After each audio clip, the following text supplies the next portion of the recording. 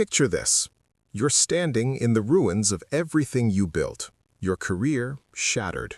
Your relationship gone. Your confidence destroyed. And in that moment, when life has broken you so completely that you can barely breathe, you have two choices. You can stay broken, or you can do what Niccolò Machiavelli discovered 500 years ago in a prison cell. His body tortured, his political career obliterated, his reputation in ashes. What he learned in that darkness wasn't found in books. It wasn't some philosophical theory. It was a cold, brutal law of mental power that separated those who rise from catastrophe from those who remain buried beneath it. And here's what terrifies most people about this law. It doesn't care about your feelings. It doesn't care about fairness. It doesn't care if you think you deserve better. But master it, and you become psychologically unbreakable. Today, I'm going to show you exactly how Machiavelli's principles can rewire your mind to not just survive when life breaks you, but to become stronger, sharper, and more dangerous than you ever were before. This isn't motivational fluff. This is mental warfare. And by the end of this video, you'll understand why the people who break you are actually giving you the greatest gift of your life, even if they don't know it. Let's begin. Before we dive into Machiavelli's law, we need to destroy an illusion that's probably living in your mind right now, weakening you, making you vulnerable to every betrayal, every failure, every disappointment. The illusion is this: the world owes you something. You think because you're good, you'll be rewarded. Because you're loyal, others will be loyal to you. Because you work hard, you'll succeed. Because you love someone, they'll love you back. Machiavelli would look at you and say, "You're a child playing in a world of wolves." In chapter 15 of The Prince, Machiavelli writes something that still makes people uncomfortable today. He says, "Many have imagined republics and principalities that have never been seen or known to exist in reality. For there is such a distance between how one lives and how one ought to live that he who abandons what is for what ought to be learns his ruin rather than his preservation." Read that again. He who abandons what is for what ought to be learns his ruin. This is the first cold law. Reality doesn't care about your ideals. When you lose your job, you might think, "But I worked so hard. I was dedicated. This isn't fair." And you'd be right. It isn't fair. But fairness is an ought, not an is. The reality is, you're jobless. That's what is. When someone betrays you, you might think, "But I trusted them. I gave them everything. They shouldn't have done this." And you'd be right. They shouldn't have. But should is an ought, not an is. The reality is, you're betrayed. That's what is. Most people spend their energy arguing with reality. They spend months, even years, emotionally prosecuting the universe for not following the rules they believe it should follow. And this is where they break, not from the event itself, but from their refusal to accept what is. Machiavelli learned this in the most brutal way possible. In 1513, he was arrested on false charges of conspiracy. He was tortured with a method called the strappado, where your hands are tied behind your back and you're hoisted up by a rope, dislocating your shoulders. He could have spent his imprisonment raging about injustice, about how he'd served Florence faithfully, about how he didn't deserve this. Instead, he accepted what was. He was in prison. His career was over. His body was broken. These were facts. And from that acceptance, he did something remarkable. He started writing. Not bitter complaints, not self-pity. He wrote The Prince, one of the most influential books in human history. Here's the psychological shift. When you stop arguing with reality, you stop wasting energy. That energy becomes available for something else, for strategy, for rebuilding, for transformation. Think about the last time life broke you. How much energy did you spend on these thoughts? This shouldn't have happened. Why me? This isn't fair. They shouldn't have done that. All wasted energy. Energy that could have been used to adapt, to plan, to move forward. The strong mind accepts what is instantly, not because it likes it, not because it's fair, but because acceptance is the only position of power. You cannot change what you cannot accept. Now that you've accepted reality, the second law kicks in. Observe without emotion. This is where most people fail catastrophically. Something bad happens and they're immediately drowning in emotions: fear, anger, sadness, resentment. These emotions cloud their vision. They can't see clearly. They can't think strategically. They're reactive instead of responsive. Machiavelli's genius was his ability to observe human nature with ruthless clarity, stripped of all sentimentality. In The Prince, he doesn't write about how people should behave. He writes about how they actually behave. He observed that people are ungrateful, fickle, liars and deceivers, avoiders of danger, greedy for profit. Is this pessimistic? Maybe. But is it often true? Absolutely. And here's why this matters for your mental strength. If you understand how people actually operate, you can't be blindsided. You can't be destroyed by predictable human behavior. Let me give you an example. You get passed over for a promotion at work. Your colleague, who you helped train, gets it instead. You're devastated, angry, you feel betrayed. The emotional response? After everything I did for them, I trained them. This is so unfair. I hate this place. The Machiavellian observation. My colleague pursued visibility with leadership while I focused on competence alone. Leadership valued presentation over substance in this instance. I failed to understand the actual criteria for advancement. This is valuable information about how this organization operates. See the difference? One response keeps you trapped in emotion and victimhood. The other gives you strategic intelligence you can use. Machiavelli teaches us to study the patterns. When things break you, don't just feel bad about it. Study why. What were the real reasons, not the stated reasons? What political dynamics were at play? What signs did you miss? When a relationship ends, don't just grieve. Observe the patterns that led to its end. What needs were unmet? What communication broke down? What incompatibilities existed from the beginning that you ignored? This isn't about being cold or unfeeling. You can feel your emotions, but don't let them be the only thing you do. Add observation to emotion. Here's a powerful mental exercise Machiavelli would approve of. When something breaks you, pretend you're a scientist studying it. Ask yourself, what actually happened? Just facts, no interpretation. What patterns led to this? What role did I play in creating this outcome? What role did others play? What does this reveal about how this system actually works? What would someone who wasn't emotionally involved see that I'm missing? This creates psychological distance. It activates your prefrontal cortex, your thinking brain, instead of just your amygdala, your emotion brain. Machiavelli observed that fortune is like a river. When it's calm, you don't build defenses. Then when it floods, it destroys everything. The wise person, he said, builds levees and dams during peaceful times. Translated to mental strength, when things are good, study how systems work, observe power dynamics, understand human nature, build your psychological defenses, because when the flood comes and you're not prepared, that's when you break. The person with a strong mind is constantly observing, always learning, always gathering intelligence about how the world actually operates, not how they wish it operated. And this observation reveals something crucial. Most of the time when life breaks you, there were warning signs you ignored. Here's where Machiavelli's law gets truly transformative and truly difficult. When life breaks you, something in you must die. Your old identity, your old assumptions, your old way of operating in the world.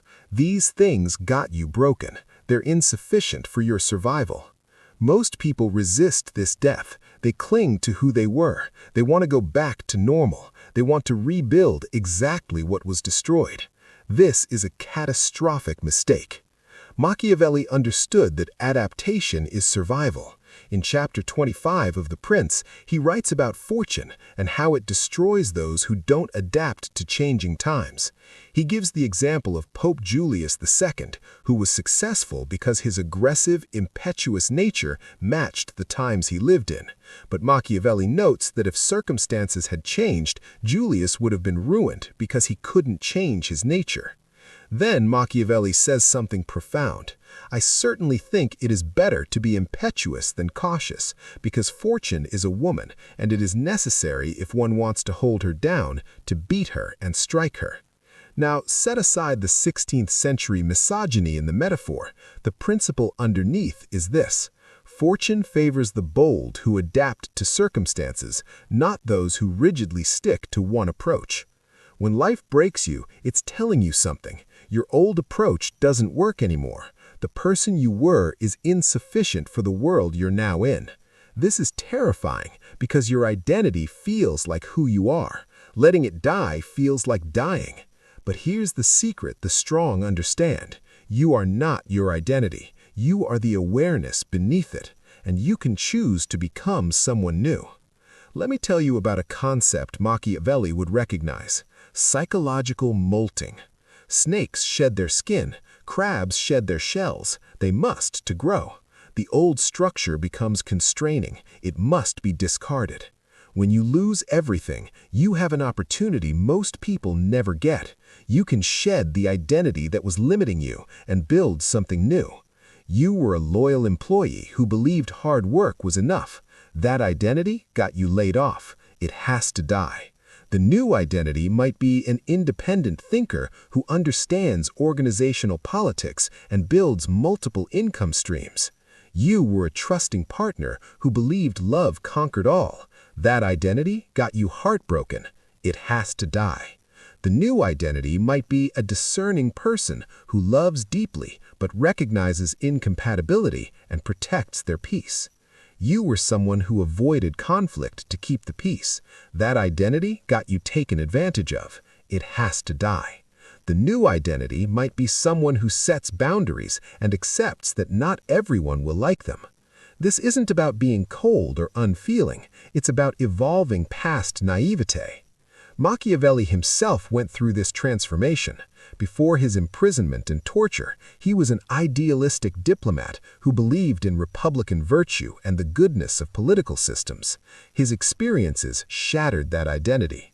The person who emerged wrote The Prince, someone who understood power, human nature, and survival with crystal clarity. He didn't become cruel, he became realistic. Here's how to actively engage with this death and rebirth. First, identify what beliefs got you broken. Write them down. I believed that. I assumed that. I trusted that. Second, recognize these beliefs as insufficient, not wrong in a moral sense, but wrong in a strategic sense. They didn't protect you. They left you vulnerable. Third, consciously choose new operating principles based on what you now know about how the world actually works. For example, old belief: if I'm good to people, they'll be good to me. New principle: I'll be good to people who earn it through their actions while maintaining boundaries with everyone. Or, old belief: hard work is enough for success. New principle: hard work is necessary but insufficient. I must also understand power dynamics, build relationships strategically, and make my value visible. This isn't about becoming Machiavellian in the popular negative sense. It's about becoming Machiavellian in the true sense: realistic, strategic, and adaptive. The caterpillar must dissolve into goo before it becomes a butterfly. When life breaks you, you're in the goo stage. Don't try to go back to being a caterpillar. That form is over. Embrace the dissolution and consciously direct your transformation.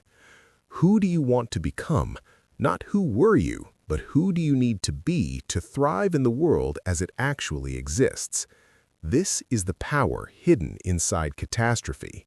It forces evolution. Now we arrive at perhaps the most powerful and dangerous of Machiavelli's principles.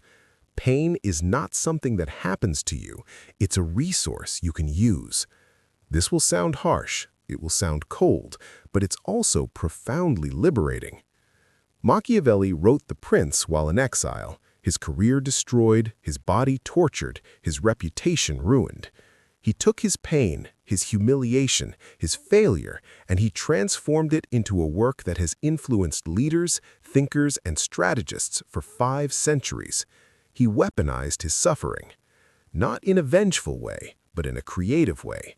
He transmuted pain into insight, suffering into wisdom, failure into knowledge. This is a mental alchemy most people never learn. They experience pain and let it define them as victims. They wear their suffering like an identity. I'm a person this happened to. I'm damaged. I'm broken. The strong mind does something different. It asks, how can I use this? Not why did this happen to me, but how can I use this? This question is a power move. It immediately shifts you from passive to active, from victim to agent, from broken to building. Let's get practical.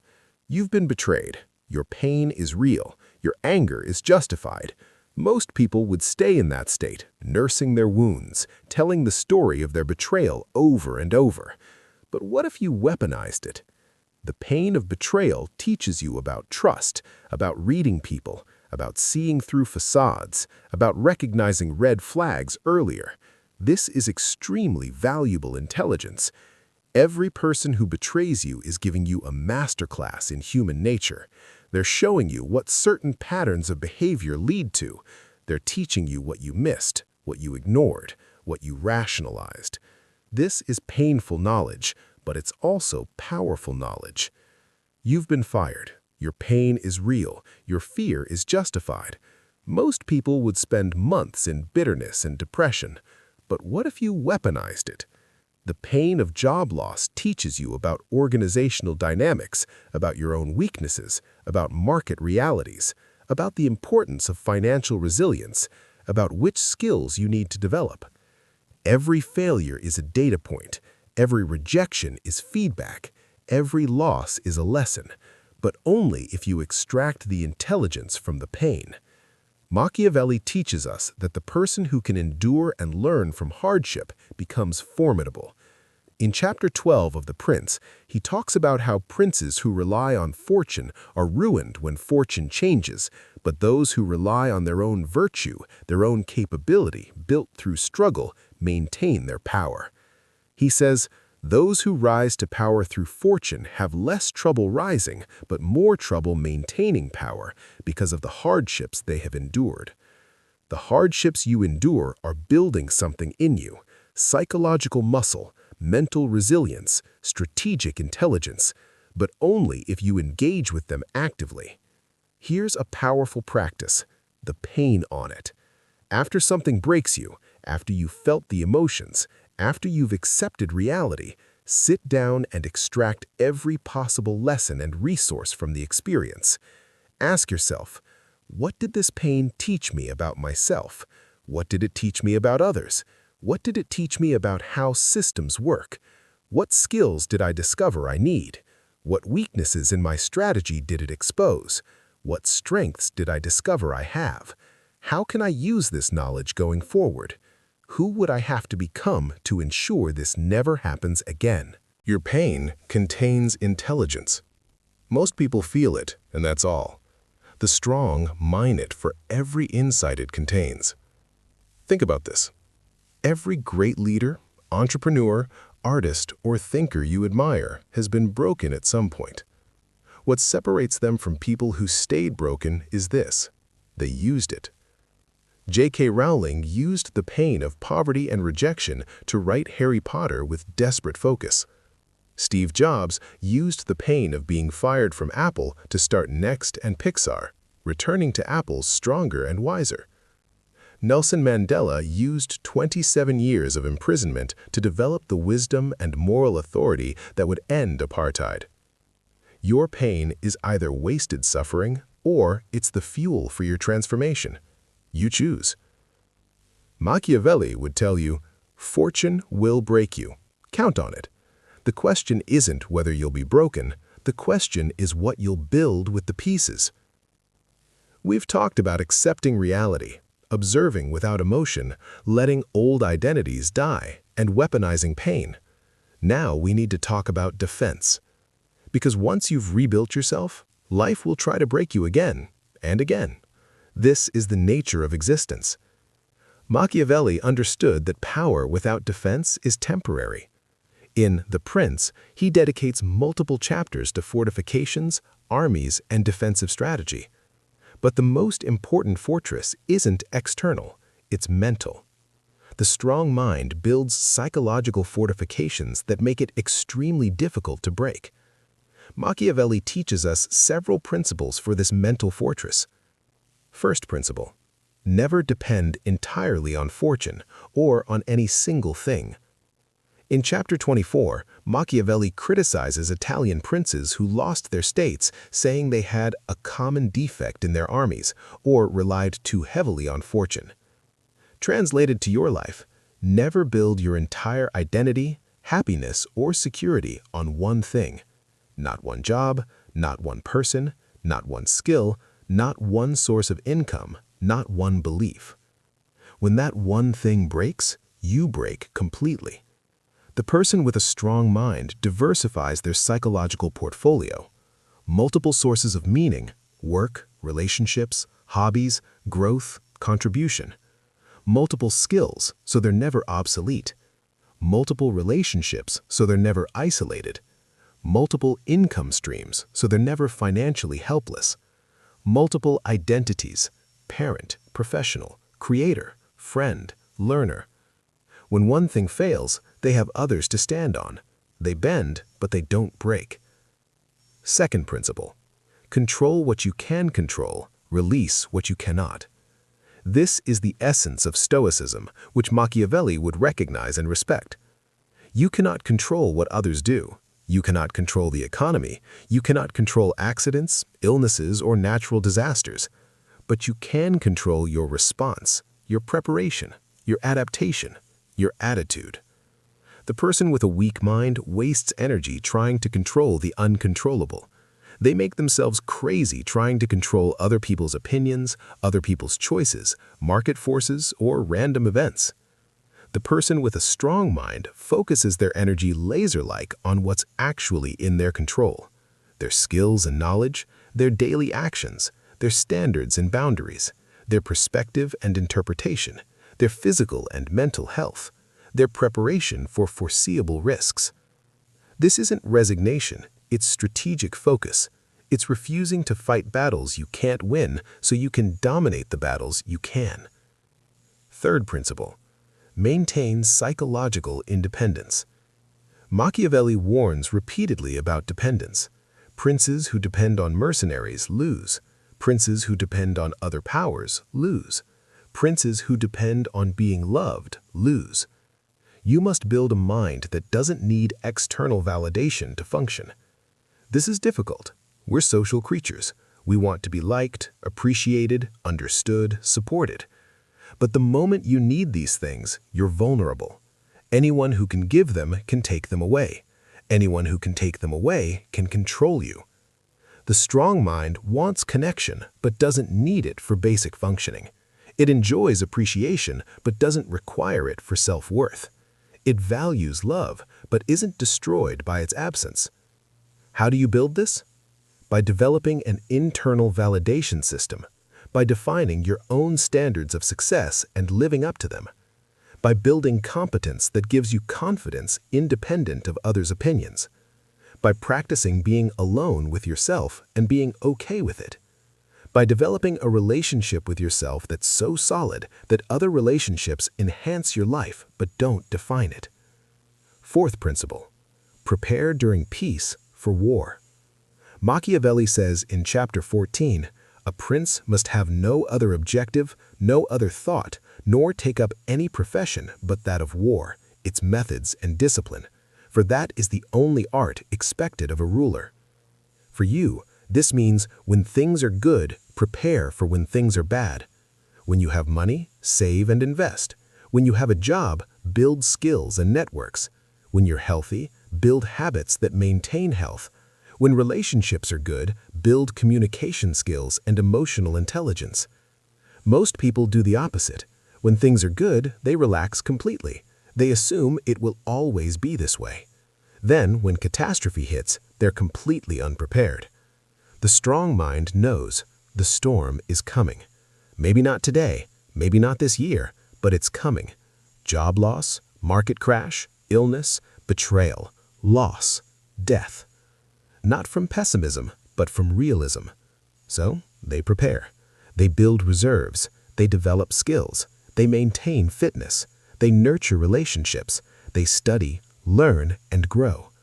When the storm hits others, these people have shelter. They've built their fortress during the sunshine. Fifth principle: guard your inner peace jealously. This is the ultimate fortress, and a mind at peace cannot be conquered. Machiavelli might not have put it in these terms, but the principle is there. The prince who maintains composure, who doesn't react emotionally to every provocation, who keeps his counsel, is the one who survives. Your inner peace is your power source. When you're calm, you think clearly. When you think clearly, you make good decisions. When you make good decisions, you survive and thrive. Guard it, protect it.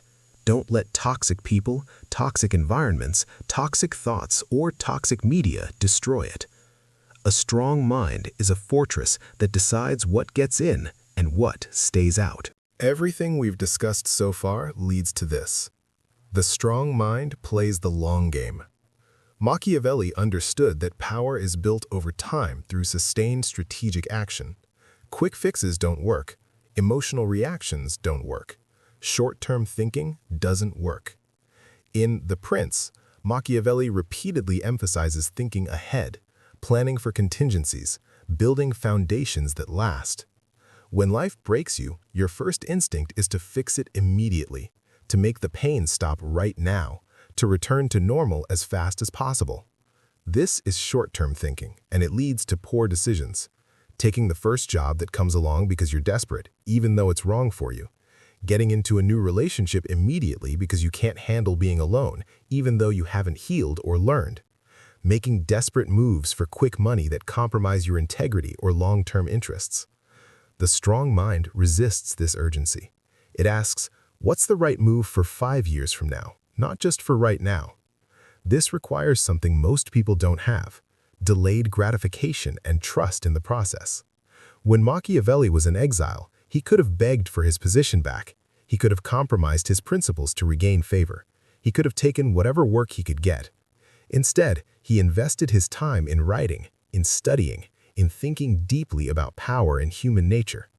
That investment took years to pay off, but when it did, it paid off for centuries. Your investment in yourself right now, learning skills, building character, developing wisdom, creating something valuable, might not pay off immediately.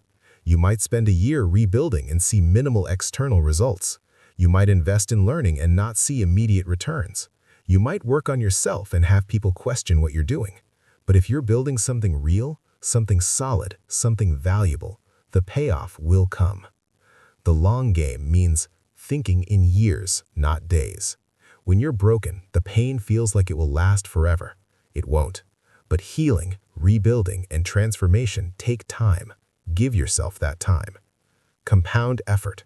Small improvements, consistently applied, create massive results over time. Reading 30 minutes a day seems small. Over 5 years, that's hundreds of books and a completely transformed mind. Working out 3 times a week seems modest. Over 5 years, that's a completely transformed body and levels of energy and confidence you can't imagine now. Building systems, not looking for events. One lucky break can change your life temporarily. A system, a repeatable process that generates value, can change your life permanently. Making decisions that your future self will thank you for. Every decision is a gift or a curse to your future self. When you're broken and in pain, it's easy to make decisions that comfort you now but harm you later. Drinking, avoiding, numbing, blaming, giving up. The strong mind asks, will I thank myself for this decision in 5 years? Patience with yourself. You're not going to rebuild overnight. You're not going to master new skills in a week. You're not going to become psychologically unbreakable in a month, but with consistent effort, over time, you will transform. Machiavelli's The Prince wasn't successful immediately. It was published after his death, but the principles lasted because they were based on enduring truths about human nature and power. What are you building that will last? What principles are you developing that will serve you for decades? The person who just wants to stop feeling bad today makes short-term decisions. The person who wants to be truly strong 5 years from now makes very different decisions. Here's a powerful exercise. Write a letter from your future self 5 years from now.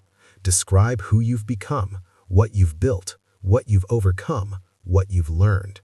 Then work backward. What would you have to do over the next 5 years to become that person? That's your roadmap. That's the long game. And when you're in pain right now, when you're broken right now, when you're struggling right now, you can remind yourself, this is temporary. I'm building something permanent. Let's bring everything together. You cannot become literally unbreakable. Life will break you again. Count on it. But you can become someone who breaks differently, someone who breaks and rebuilds faster, someone who breaks and rebuilds stronger, someone for whom breaking becomes part of the process of becoming, not the end of the story. This is what Machiavelli's law of mental power ultimately teaches us. Strength isn't avoiding hardship. Strength is how you use hardship. The person with a weak mind tries to avoid all pain, all conflict, all difficulty. They spend their life playing defense, trying to create a perfectly safe existence. It never works. Life finds them anyway, and when it does, they shatter completely because they never developed resilience. The person with a strong mind doesn't seek pain, but they don't run from it either. They know it's coming, they prepare for it, and when it arrives, they have a process. Accept reality instantly. No arguing with what is.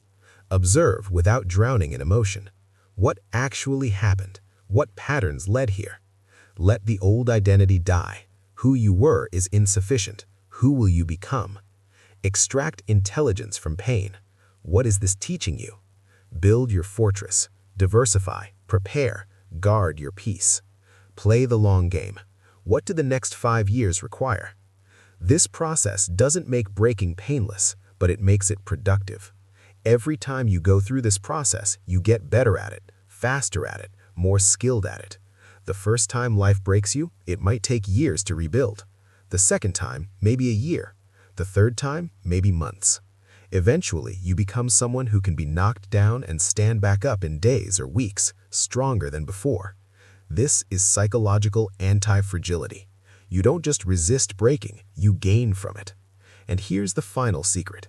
Once you realize you can survive being broken and rebuild stronger, you become free. You stop being afraid, not because nothing can hurt you, but because you know that even if something hurts you, you'll survive it and use it. You stop being controlled by fear of loss, because you know that even if you lose everything, you'll rebuild. You stop people-pleasing out of fear, because you know that even if people reject you, you'll be okay. You stop playing it safe, because you know that even if you fail, it will teach you something valuable. This is freedom, true freedom. Not freedom from consequences, but freedom from the fear that consequences will destroy you. Machiavelli, writing from exile, his body broken, his career shattered, created something that outlived every person who hurt him, every political power that rose and fell around him, every temporary setback he experienced. He transformed his breaking into something permanent and powerful. You can do the same, not by avoiding being broken, but by mastering the art of breaking well and rebuilding better. Life will break you. It's not a matter of if, it's a matter of when. The job will end, the relationship will fail, the plan will fall apart, the body will weaken, the person will leave, the opportunity will disappear. This is not pessimism, this is realism. And in that realism is where your power lives. Because when you accept that breaking is inevitable, you stop wasting energy trying to prevent it and start investing energy in preparing for it. You build the skills, you develop the mindset, you create the systems, you strengthen the character. So that when life breaks you, and it will, You have everything you need to transform that breaking into becoming. Machiavelli's cold law of mental power isn't about being cruel or heartless. It's about being realistic and strategic. It's about understanding that the world operates by certain principles, not by your wishes. It's about accepting that human nature includes selfishness, betrayal, and cruelty, not so you become cynical, but so you can't be blindsided. It's about building a mind so strong, so resilient, so adaptable, that whatever life throws at you, you find a way to use it. This is the path from broken to unbreakable. Not because you'll never break again, but because breaking no longer defines you. It transforms you. And each time you go through this transformation, you become more of who you're capable of being. Stronger, wiser, more capable, more free. The person you are right now, reading this, might be broken. That's okay. That breaking is the beginning of your becoming. Use it. This is Behind the Mind. If this video helped you see your pain differently, if it gave you a framework for rebuilding, hit that like button and subscribe so you don't miss our next exploration of the mind's hidden powers. And remember, you're not broken beyond repair. You're breaking into something better. Now, go build it.